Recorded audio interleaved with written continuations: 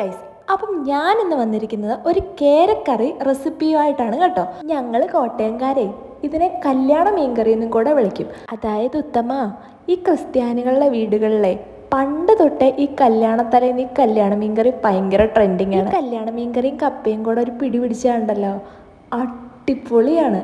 ഓർക്കുമ്പോഴേ വായി വെള്ളം വരും. അതുമാത്രമല്ല, ഉണ്ടാക്കാനോ അതിലും സിമ്പിളും. ചൂടായ എണ്ണയിലേക്ക് വെളുത്തുള്ളി, ഇഞ്ചി, കരിവേപ്പില എന്നിവ മൂപ്പിച്ചിട്ട് അതിനകത്തോട്ട് കുടംപുളി വെള്ളം ഒഴിക്കണം.